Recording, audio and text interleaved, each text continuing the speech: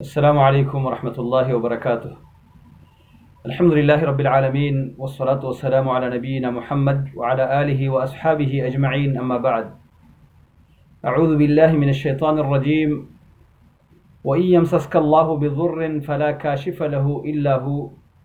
وَإِن يُرِدْكَ بِخَيْرٍ فَلَا رَادَّ لِفَضْلِهِ۔ اسلام جب سے آیا ہے اس وقت سے جاہلیت کے اندھیرے چھٹ گئے ہیں۔ رسول اللہ صلی اللہ علیہ وسلم نے اللہ تبارک و تعالیٰ کی طرف سے لائی ہوئی شریعت اور ہدایت کے ذریعے دنیا سے وہ تمام نظریات، تمام افکار، تمام خیالات جو جاہلیت کے خیالات تھے، جاہلیت کے نظریات تھے،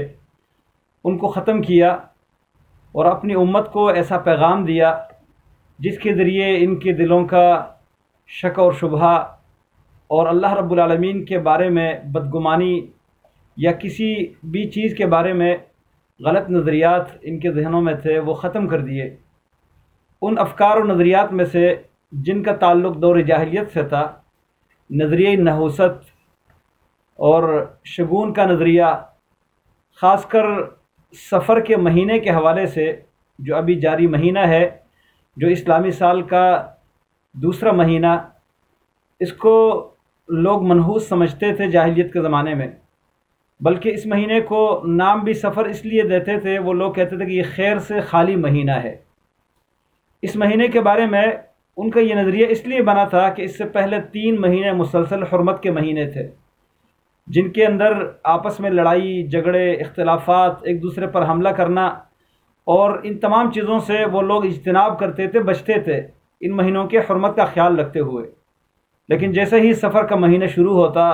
تو لوگ اپنا اسلحہ لے کر، ہتھیار لے کر آپس میں لڑنے کے لیے، ایک دوسرے سے انتقام لینے کے لیے، ایک دوسرے کا خون بہانے کے لیے سرگرم ہو جاتے، جس کی وجہ سے اس مہینے کو لوگ خیر سے خالی سمجھتے تھے۔ اور پھر اسی نظریے کے تحت ان کا خیال یہ تھا کہ اس مہینے میں کیا جانے والا کام، اس مہینے میں کیا جانے والا سفر اور اس مہینے میں شروع ہونے والا کوئی معاملہ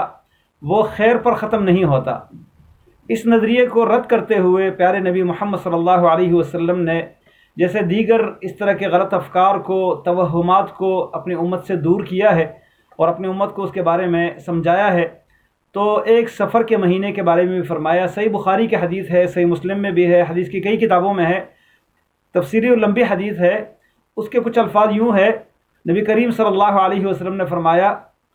لا عدوى ولا طیرۃ ولا حامۃ ولا صفر، کہ نہ بیماری خود بخود ایک سے دوسرے کی طرف منتقل ہوتی ہے، ولا طیرۃ، نہ کسی چیز کے بارے میں شگون اور بدفعلی کا عقیدہ رکھنا چاہیے، ولا حامۃ، اور نہ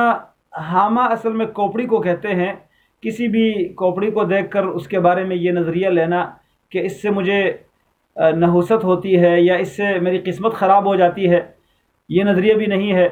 ولا سفر، اور سفر کے مہینے میں بھی یہ نظریہ رکھنا کہ اس سے مجھے نقصان ہوتا ہے، میرے لیے یہ خیر کا مہینہ نہیں ہے، یہ میرے لیے منحوس مہینہ ہے۔ سفر کے مہینے میں بھی کوئی نحوست نہیں ہے۔ جس طرح سفر کا مہینہ جاہلیت کے زمانے میں لوگ منحوس سمجھتے تھے، مسلمانوں میں بھی کچھ لوگ ایسے ہیں جو نام نہاد مسلمان تو ہیں، لیکن نظریات اور خیالات ان کے وہی جو جاہلیت کے زمانے کے لوگوں کے تھے، اسی طرح کے نظریات ہیں۔ پاک و ہند میں اس مہینے کے حوالے سے مختلف نظریات پائے جاتے ہیں۔ اس مہینے میں لوگ مختلف قسم کے افکار رکھتے ہیں۔ کچھ لوگ سمجھتے یہ ہیں کہ اس مہینے میں اگر ہم کوئی کام شروع کریں گے، اس مہینے میں گھر کی تعمیر شروع کریں گے، اس مہینے میں ایک گھر سے دوسرے گھر کی طرف منتقل ہوں گے، اس مہینے میں کسی کام کا آغاز کریں گے، تو وہ کام ہمارے لیے خیر کا باعث نہیں ہوگا، اس لیے کہ سفر کا مہینہ یہ خیر کا مہینہ نہیں ہے۔ رسول اللہ صلی اللہ علیہ وسلم نے اس حدیث کے ذریعے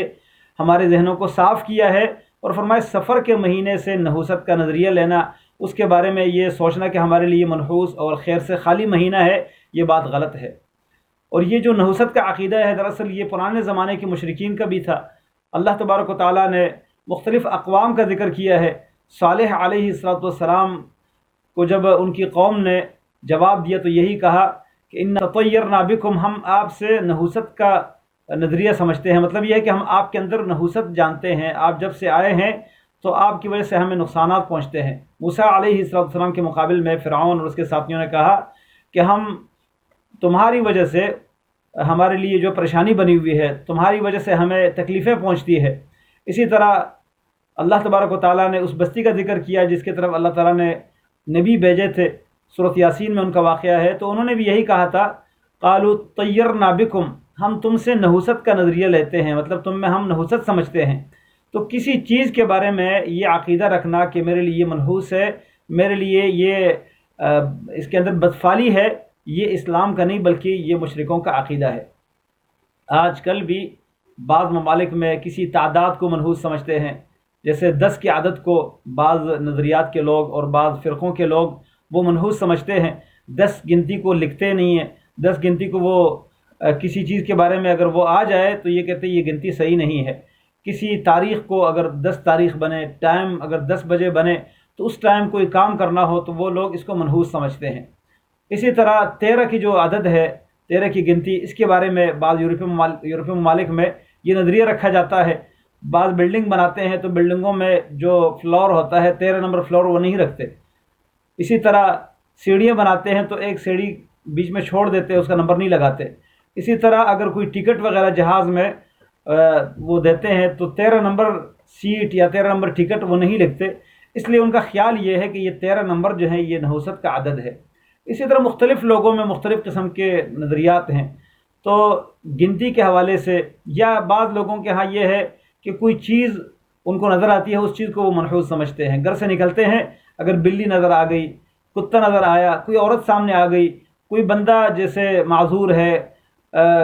پاؤں سے لنگڑا ہے، یا اسی طرح نابینا ہے یا کسی اور بیماری میں مبتلا ہے، اگر وہ سامنے آ گیا، دکان کھولی تو دکان کھولتے ہی اگر کوئی گاہک میں سے ایسا کمزور بندہ آیا، اسی طرح معذور بندہ آیا، تو ان کا خیال یہ ہوتا ہے کہ آج میرا پورا دن جو ہے وہ منحوس ہے، کیونکہ پہلی دفعہ میری ملاقات اس فلاں بندے سے ہوئی۔ چاند دیکھتے وقت اگر کوئی ایسا شخص سامنے آئے جس کو دیکھنا وہ مناسب نہیں سمجھتے اور اس کو اپنے لیے وہ منحوس سمجھتے ہیں، تو کہتے ہیں یہ مہینہ میرا برباد ہو گیا۔ کچھ لوگ تو کام سے واپس پلٹ جاتے ہیں، گھر سے نکل جاتے ہیں، راستے میں بلی نظر آئی تو کام پہ جانا چھوڑ دیتے ہیں، سفر پہ جانا چھوڑ دیتے ہیں، کہتے ہیں اس میں میرے لیے کوئی خیر نہیں ہے۔ یہ نظریات سب کے سب جاہلیت کے نظریات ہیں، یہ توہمات ہے۔ اسلام نے ایسے نظریات رکھنے سے ہمیں منع فرمایا ہے۔ اللہ رب العالمین نے تو ہمیں یہ عقیدہ دیا ہے، یہ نظریہ دیا ہے، قُل لَن يُصِيبَنَا إِلَّا مَا كَتَبَ اللَّهُ لَنَا، آپ کہہ دیجئے کہ ہمیں صرف وہی پہنچتا ہے جو اللہ نے ہمارے لیے لکھا ہے، هو مولانا، وہی ہمارا کارساز ہے۔ تو اللہ رب العالمین کے بارے میں یقین، اعتماد رکھنا، نصیب اور قسمت کے اوپر اعتماد رکھنا، اللہ کی طرف سے لکھی ہوئی تقدیر کے اوپر اعتماد رکھنا، خیر اور شر یہ اللہ کے ہاتھ میں ہے، جو اللہ نے نصیب میں لکھا ہے وہی پہنچے گا۔ دنیا کی ساری طاقتیں جمع ہو جائے، اگر ہمیں وہ فائدہ پہنچانے کے لیے اکٹھے ہو جائیں، ہمیں فائدہ کوئی نہیں پہنچا سکتا سوائے اس کے جو اللہ نے ہمارے لیے لکھا ہے۔ اور اگر پوری دنیا جمع ہو جائے ہمیں نقصان پہنچانے کے لیے، جو نقصان اللہ نے نہیں لکھا ہمیں کوئی بھی وہ نقصان نہیں پہنچا سکتا۔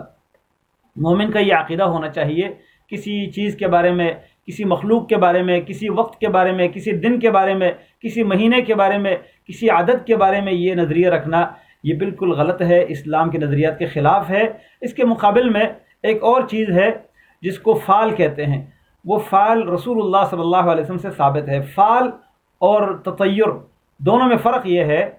کہ تطیر کا معنی ہے برا عقیدہ رکھنا، قسمت کی خرابی کا عقیدہ رکھنا، شر کا نظریہ اور سوچ رکھنا، اور فال کا معنی ہے کہ خیر کا نظریہ رکھنا۔ اس کے بارے میں اگرچہ خیر بھی کسی کے ہاتھ سے کسی کی وجہ سے نہیں پہنچتی، جس طرح شر کسی کی وجہ سے نہیں پہنچتی، لیکن انسان اپنے ذہن میں اپنے خیال کے مطابق اچھا گمان رکھتا ہے۔ رسول اللہ صلی اللہ علیہ وسلم کو فال پسند تھی، اور فال کا مطلب یہ ہے کہ کلمۃ حسنۃ یسمعها، کوئی اچھی بات انسان سنتا ہے۔ رسول اللہ صلی اللہ علیہ وسلم نے صلح حدیبیہ کے مقام پر جب مصالحت ہو رہی تھی، کفار کی طرف سے ایک وفد آیا، ان کے ساتھ مذاکرات ناکام ہوئے، پھر دوسرا وفد آیا، تو آپ صلی اللہ علیہ وسلم نے فرمایا کہ کون آیا مذاکرات کرنے کے لیے؟ جب آپ کو بتایا گیا کہ سہیل آیا، تو رسول اللہ صلی اللہ علیہ وسلم نے سہیل کا نام سن کر آپ نے فرمایا سہل لکم الامر، معاملہ آسان ہو گیا۔ سہیل کا لفظ یہ آسانی پر دلالت کرنے والا لفظ ہے۔ رسول اللہ صلی اللہ علیہ وسلم ایسا کوئی لفظ سنتے، یا نجیح کا لفظ سنتے، رباح کا لفظ سنتے، کسی سفر پہ جاتے ہوئے ایسا لفظ سنتے جس سے کامیابی، کامرانی اور مراد پورے ہونے کا معنی نکلتا تھا، تو آپ صلی اللہ علیہ وسلم اس لفظ کو سن کر خوش ہو جاتے تھے۔ لیکن اس کا مطلب یہ نہیں کہ اس لفظ کی وجہ سے یہ فائدہ پہنچا، اس کا مطلب یہ ہے کہ یہ اللہ کی طرف سے ہمیں خوشخبری مل رہی ہے، اور یہ لفظ سن کر اس سے ہمیں مزید جو ہے اللہ رب العالمین کے بارے میں گمان اچھا ہو رہا ہے کہ اس کام میں ہمارے لیے خیر ہے۔ لیکن اس کے مقابل میں جو تطیر ہے، بدفعلی ہے، نحوست کا عقیدہ ہے، کسی چیز کے بارے میں اگر یہ خیال آ جائے، کوئی لفظ سنیں یا کوئی چیز دیکھیں یا کوئی بات اس طرح ہو جائے کہ انسان یہ سمجھے کہ اب اس میں میرے لیے خیر نہیں ہے، تو اس کام کو چھوڑنا نہیں چاہیے۔ رسول اللہ صلی اللہ علیہ وسلم نے فرمایا کہ جو کسی وجہ سے، کسی بدفعلی کے نظریے کی وجہ سے اپنے کام سے واپس پلٹتا ہے تو اس نے شرک کیا۔